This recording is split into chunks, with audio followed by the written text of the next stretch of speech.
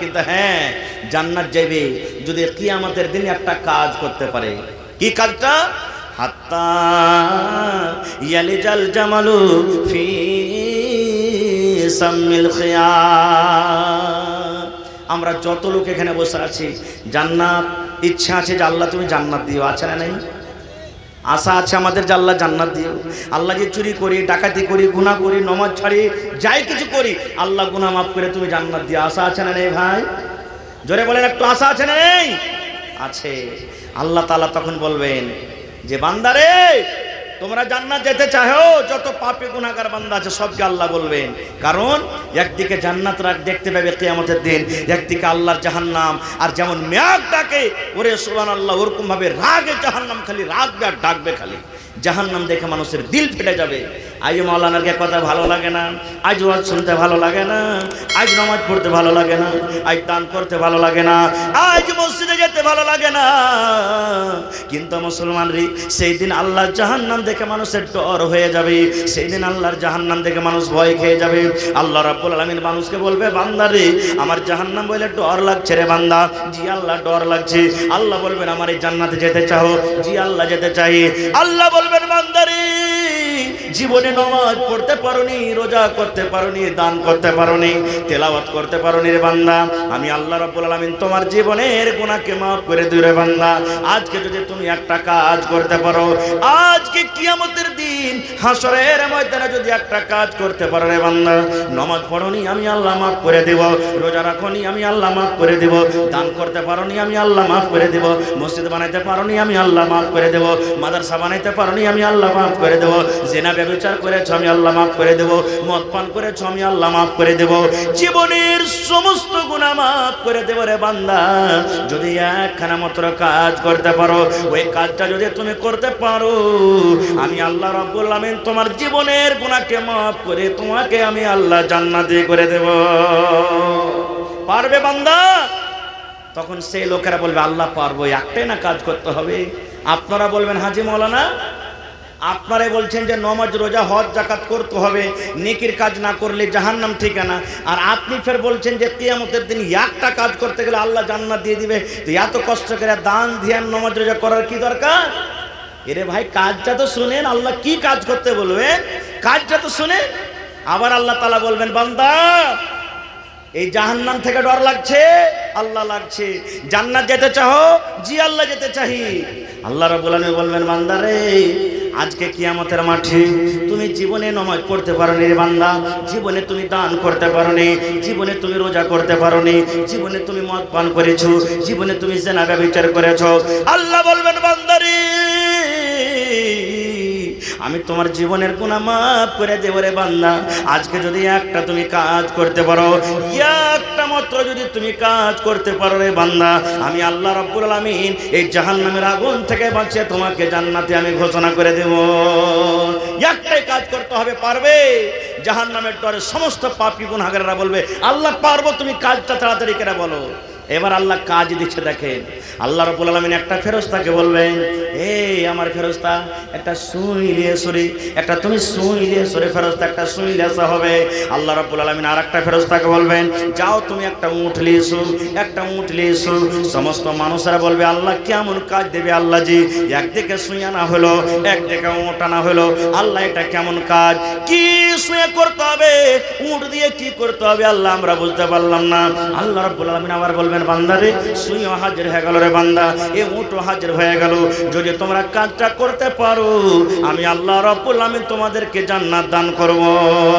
এবার আল্লাহ বলবেন বান্দারে এই আমার পাপী গুনাহগার বান্দা তোমরা শুনে নাও, এই যে তোমরা সুইটা দেখতে পাচ্ছ রে বান্দা, এই সুই নিয়ে তোমরা দুনিয়াতে কত বোরা সিলাল ছিলে, তোমরা দুনিয়াতে কত পকেট সিলাল ছিলে, একবার এমনে দিয়েছো ওমন থেকে বাহির করেছো, ওমনে দিয়েছো এমন থেকে বাহির করেছো, আজ তোমাকে বোরা সিয়াইতে হবে না, এ মেয়েরা কেঁথা সিয়াইতে হবে না। আল্লাহ বলবেন বান্দারি এই উটটা তুমি আখাতে নিয়ে নাও, এই 5 মণ 7 মণ 10 মণের উট আছে, এই উটটাকে তুমি আখাতে নিয়ে নাও, আর এই আখাতে সুইটাকে নিয়ে নাও, আর এই সুইয়ের ভিতরে যে ছিদ্র আছে, এই সুইয়ের মধ্যে যে ফোঁটাটা আছে, এই ফোঁটাটা দিয়ে তোমাকে উটটাকে পাস করতে হবে। আগা দিক দিয়ে পারো তো আগা দিক দিয়ে দাও, পিছন দিক দিয়ে পারো তো পিছন দিক দিয়ে দাও, পায়ের দিক দিয়ে পারো তো পায়ের দিক দিয়ে দাও, পিঠের দিক দিয়ে পারো তো পিঠের দিক দিয়ে দাও। যেই দিক দিয়ে পড়বে রে বান্দা, আমি আল্লাহ রাব্বুল আলামিন আদেশ করি কাজ হলো এটা রে বান্দা, এই সুইয়ের ছিদ্র দিয়ে সুইয়ের ফুটা দিয়ে এই উটটাকে যদি তুই পার করতে পারো রে বান্দা, আমি আল্লাহ তোমার জীবনের গুনাহকে মাফ করে তোমাকে আমি জান্নাতে ঘোষণা করে দেব। নারে তাকবীর। নবী তোমার নাম শুনে পাগল আমার মনটা গো, নবী একবার দেখা দিও গো। নবী তোমার নাম শুনে পাগল আমার মনটা গো, নবী একবার দেখা দিও গো। হাসরেতে দিও গো দেখা, দেখব নয়ন ভরে গো। কিয়ামতে দিও গো দেখা, দেখব নয়ন ভরে গো। নবী একবার দেখা দিও গো। নবীর প্রেমে পাগল হইয়া ঘর বাড়ি ছাড়িলাম গো, নবী একবার দেখা দিও গো। আচ্ছা আপনারা বলেন তো, উটের এই উটটাকে সুইয়ের ছিদ্র দিয়ে পাস করা যাবে রে ভাই? বলেন পারবে কেউ? মা খালারা যখন সুই যখন ধাগা দেয় ওই ছিদ্রখানে, কেঁথা সিঁয়াতে পারে না, তখন কত ছোপ দেয়, কত এরকমভাবে বেড়ে দেয়, দর্জি রেখে দেখবেন, তারপরে কত 2বার 3বার ঢুকার পর ঢুকে। আর এত বড় একটা উট সামান্য একটা ছিদ্র দিয়ে কেমন করে পাস করবে? আল্লাহ ওটাই করে বলছেন হাত্তা ইয়ালে জাল জামালু ফি সামিল খিয়াত। এই কাজটা যখন আল্লাহ বলবেন কিয়ামতের দিন যে বান্দা জান্নাত যদি তোমরা যেতে চাও, এই সুইয়ের পিছন দিক দিয়ে উটটা পাস করে দাও, তখন সমস্ত কিয়ামতের মানুষরা বলবে আল্লাহ জি এটা কেমন কাজ আল্লাহ, এত বড় মুখটাকে আর সামান্য একটা এই সুইয়ের পিছন দিক দিয়ে এত ছোট ছিদ্র দিয়ে আল্লাহ পাস করতে পারবো না জি আল্লাহ, এটা কাম করা হবে না জি আল্লাহ, এটা কাম করতে পারবো না জি আল্লাহ। আল্লাহ রাব্বুল আলামিন বলবেন বান্দারে যখন এই কিয়ামতের মাঠে কিয়ামতের দিন এই সুইয়ের ফোঁটাটা দিয়ে সুইয়ের ছিদ্র দিয়ে যখন তুমি উটটাকে পাস করতে পারবে না রে বান্দা, আমি আল্লাহ রাব্বুল আলামিন তোমাদেরকে জান্নাত দিতে পারবো না।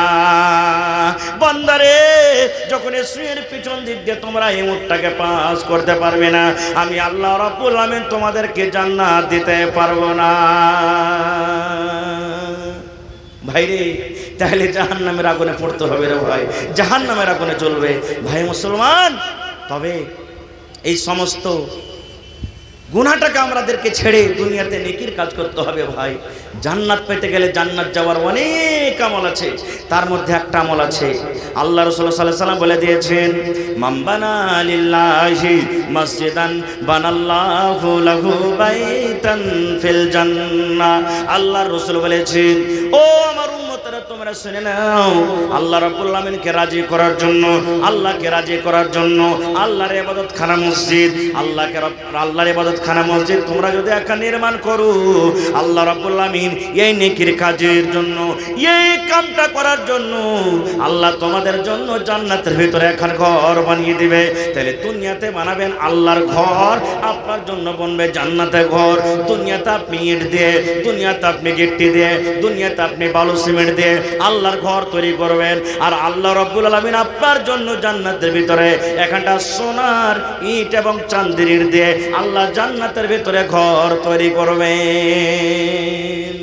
দুনিয়াতে মসজিদ বানাবেন আল্লাহকে রাজি করার জন্য, আল্লাহ আপনার জন্য জান্নাতের ঘর বানাবেন ভাই মুসলমান। তবে আল্লাহ বাঁচিয়ে রাখে এই বিষয় নিয়ে আবার কোনো দিন আলোচনা করব, কারণ আমার পরে আরো 3 জন বক্তা, 2টা চতুর্বেদী আর একটা মুর্শিদাবাদ থেকে আরো একজন আছেন, 3 জন বক্তাকে আপনাদেরকে শুনতে হবে ভাইরে। তবে জাহান্নাম থেকে বাঁচার জন্য যেন কিয়ামতের দিন এরকম নওবাত না আসে, আল্লাহ যেন আমাদেরকে এইরকম ভাবে আমাদের আমলের কারণে না বলেন যে তোমরা সুয়ের পিছন দিক দিয়ে উটটাকে পাস করো তাহলে জান্নাত পাইবে। মানে এটা সম্ভবই নয় যে মানুষ এই কাজটা করতে পারবে। ভাই ওই কিয়ামতের দিন থেকে বাঁচার জন্য, কিয়ামতের কঠিন আযাব থেকে বাঁচার জন্য, জাহান্নাম থেকে বাঁচার জন্য, কবরের আযাব থেকে বাঁচার জন্য, এবং মওত যখন আমাদের হবে আসানির যেন মওত হয়, এই জন্য আল্লাহর ঘর বানাইতে হবে। আর আল্লাহর ঘর যারা বানাবে, আল্লাহ জান্নাতের ভিতরে একখানটা ঘর বানাবে। দেখি 1 টাকা দান করবেন, 1 টাকা আপনাদের নিব। আপনারা মসজিদ নিজের চোখে দেখে হবেন যে মসজিদ একতলা হয়ে গেছে, মানুষের অসুবিধা 2 তলা কাজ, 2 তলা মোটামুটি ছাদ পর্যন্ত হয়ে গেছে, দেওয়াল হয়ে গেছে, এখন ছাদ লাগবে, ছাদ লাগবে। আর ছাদে আপনারা জানেন মোটা দরকার আছে, মোটা টাকার দরকার। ভাই মেলায় জালসাতে গেলাম, কত লোক বলছেন মাওলানা যত পকেট